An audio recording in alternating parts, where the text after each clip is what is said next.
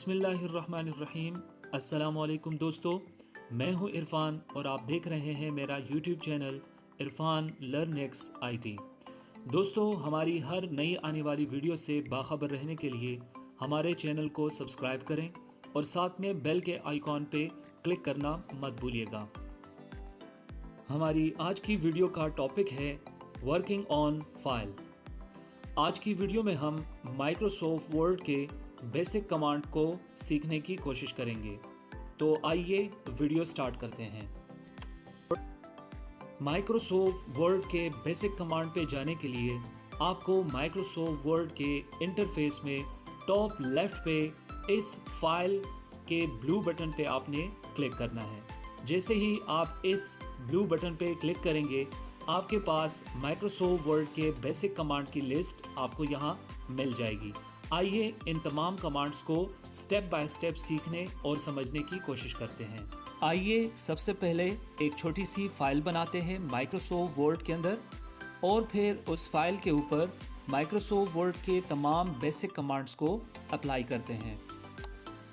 इस वक्त मैं माइक्रोसॉफ्ट वर्ड के पेज पे आपको एक फार्मूला टाइप करने जा रहा हूं।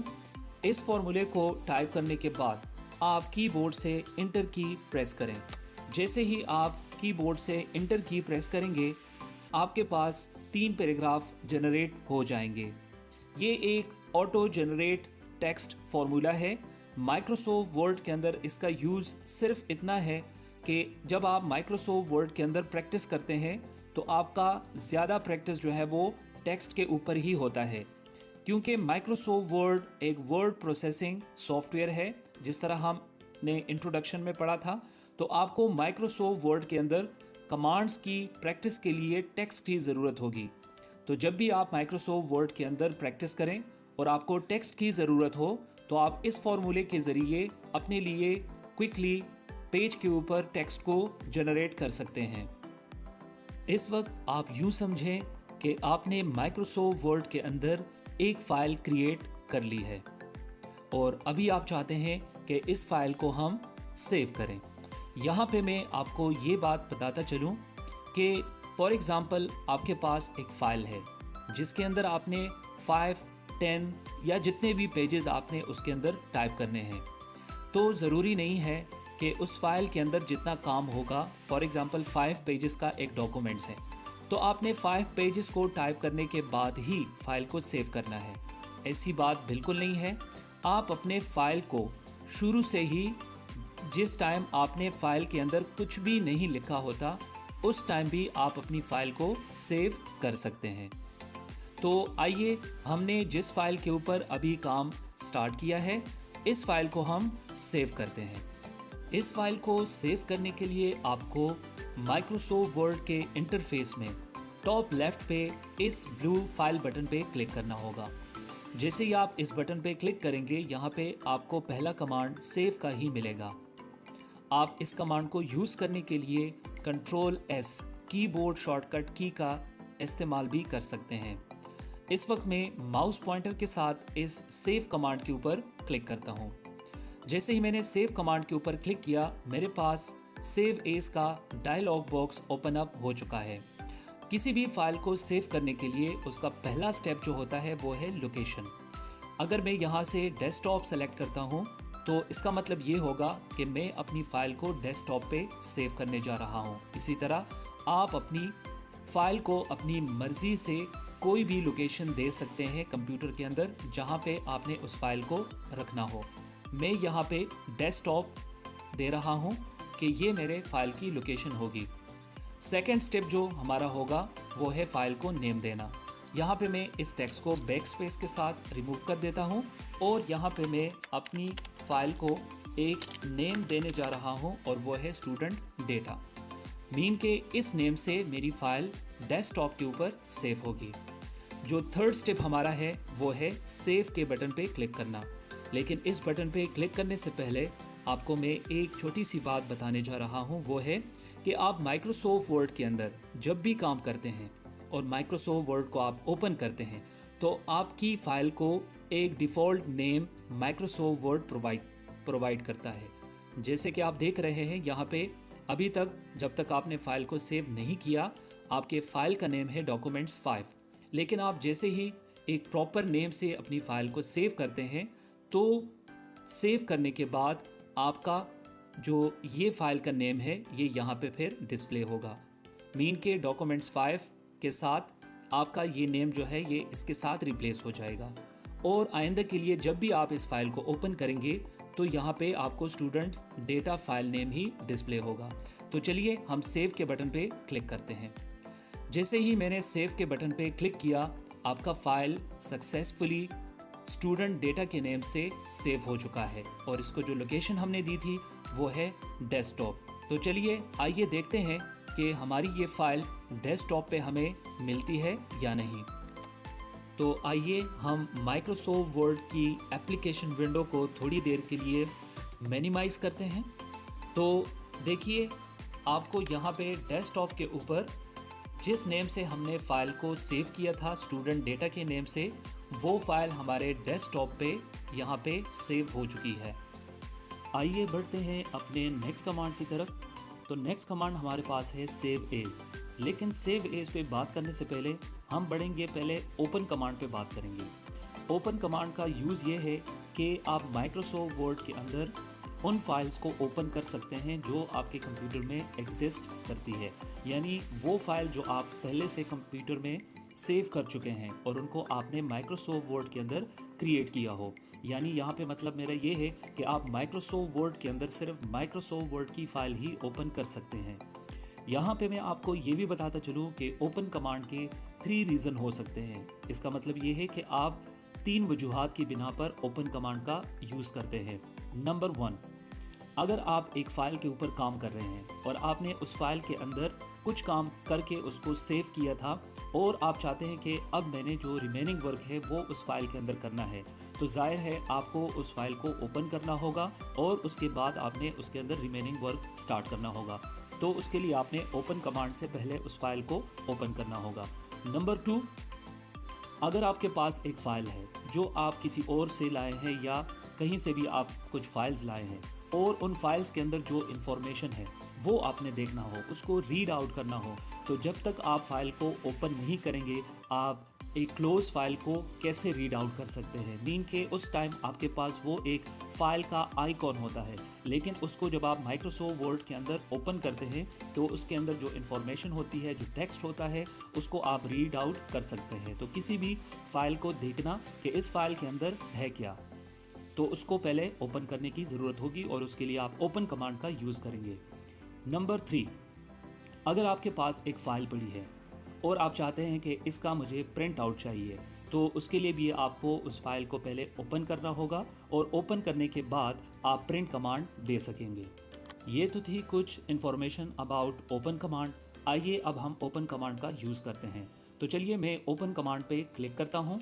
जैसे ही मैंने क्लिक किया, यहाँ पे आप देखें ओपन का डायलॉग बॉक्स आपके पास ओपन अप हो चुका है। यहाँ पे आप देखें आपके पास कुछ फाइल्स हैं और हर फाइल के साथ अगर आप देखें तो माइक्रोसॉफ्ट वर्ड का आइकॉन आपको मिलेगा। इसका मतलब ये है कि यहाँ पे जो ये 5 फाइल्स पड़ी हैं, ये तमाम की तमाम फाइल्स माइक्रोसॉफ्ट वर्ड की है। इसके अंदर आप वो फाइल सेलेक्ट करें, उसके ऊपर आप माउस पॉइंटर लेके उस पर क्लिक करें, उसको सेलेक्ट करें जिस फाइल को आपने माइक्रोसॉफ्ट वर्ड के अंदर ओपन करना है। यहाँ से मैंने इंट्रोडक्शन नेम से एक फ़ाइल सेलेक्ट कर ली है जिसको मैंने माइक्रोसॉफ्ट वर्ड के अंदर ओपन करना है। एंड नाउ अब मैं ओपन बटन पे जैसे ही क्लिक करूँगा, मेरे पास माइक्रोसॉफ्ट वर्ड के इंटरफेस पे इंट्रोडक्शन फाइल नेम से जो हम फाइल ओपन करने जा रहे थे वो हमारे पास ओपन हो चुकी है। इसी तरह आप अपने फाइल्स को दूसरे मेथड से भी माइक्रोसॉफ्ट वर्ड के साथ ओपन कर सकते हैं। चलिए मैं यहाँ पे एक माइक्रोसॉफ्ट वर्ड की फाइल्स जो हमारे पास इस टाइम डॉक्यूमेंट्स लाइब्रेरी के अंदर पड़े हुए हैं, अगर आप मान लीजिए कि आपने अभी माइक्रोसॉफ्ट वर्ड ओपन नहीं किया लेकिन आपने स्टूडेंट रिपोर्ट की फ़ाइल को ओपन करना है, तो आपके पास माइक्रोसॉफ्ट वर्ड की फ़ाइल जिस लोकेशन पे भी पड़ी हो वहाँ पे आप जाके उस फाइल के ऊपर राइट क्लिक करके ओपन भी कर सकते हैं, या उस फाइल के ऊपर आप जैसे ही डबल क्लिक करेंगे तो इस तरीके से भी आपको माइक्रोसॉफ्ट वर्ड की फ़ाइल ओपन हो जाएगी। लेकिन उसके लिए ये याद रखें कि आपके कंप्यूटर में माइक्रोसॉफ्ट वर्ड का होना बहुत ज़रूरी है। यानी आप माइक्रोसॉफ्ट वर्ड को की फाइल के ऊपर डबल क्लिक करके भी आप उसको डायरेक्टली ओपन कर सकते हैं। एक और मेथड मैं आपको बताने जा रहा हूँ। आप फाइल मेन्यू पे आप जैसे ही क्लिक करेंगे तो यहाँ पे आपको एक कमांड मिलेगा रीसेंट में अगर आप देखें यहाँ पे हमारे पास 5 फाइल्स की हिस्ट्री पड़ी है। इसका मतलब ये है कि इस माइक्रोसॉफ्ट वर्ड के अंदर इन फाइल्स पे काम हुआ है और इन फाइल्स को लास्ट टाइम माइक्रोसॉफ्ट वर्ड के अंदर ओपन किया गया था। अभी लास्ट टाइम जिस तरह मैंने डबल क्लिक से स्टूडेंट रिपोर्ट की फाइल ओपन अप की थी और हमारे पास जो एक्टिव फाइल पड़ी थी इंट्रोडक्शन की, अभी मैंने स्टूडेंट डेटा को ओपन करना है। तो अभी स्टूडेंट डेटा की फाइल जो है वो मेरे पास डॉक्यूमेंट्स लाइब्रेरी के अंदर यहाँ पे भी नहीं है। आई थिंक सो कि हमने इसको डेस्कटॉप के ऊपर सेव किया था। ठीक हो गया। अभी डेस्कटॉप से मैंने इसको ओपन नहीं करना, मुझे ऑलरेडी पता है कि मेरा ये फाइल जो है स्टूडेंट डेटा ये ऑलरेडी मेरे पास मेरे कंप्यूटर में एग्जिस्ट करता है। तो अगर एग्जिस्ट करता है तो अगर आप ओपन कमांड का यूज़ करें, डेस्कटॉप पे जाएं, वहाँ से स्टूडेंट डेटा फाइल को सेलेक्ट करें और ओपन करें, वो मेथड भी सही है। लेकिन रिसेंट में अगर आप देख रहे हैं कि जिस फाइल को आप ओपन करने जा रहे हैं वो आपके हिस्ट्री लिस्ट में जो रिसेंट डॉक्यूमेंट्स की जो लिस्ट है इसके अंदर पड़ी है, तो आप ओपन कमांड की जगह उस फाइल को ओपन करने के लिए यहाँ पे उस फाइल पे डायरेक्टली आप क्लिक करें तो भी आपके पास फाइल ओपन हो जाएगी। अब डियर स्टूडेंट्स, यहाँ पे मैं लास्ट बात रीसेंट के बारे में आपको बताता चलूँ कि यहाँ पे हमारे पास जो रीसेंट फाइल की लिस्ट बन रही है वो 5 फाइल्स की है।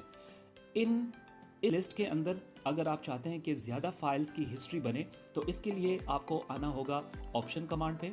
ऑप्शन कमांड के अंदर आपको एडवांस में जाना होगा और एडवांस में आप नीचे आके डिस्प्ले ऑप्शन पे यहाँ पे आएंगे और डिस्प्ले के अंदर जो फर्स्ट ऑप्शन आपको मिल रहा है show this number of recent documents, यहाँ पे मैंने 5 किया है इसको।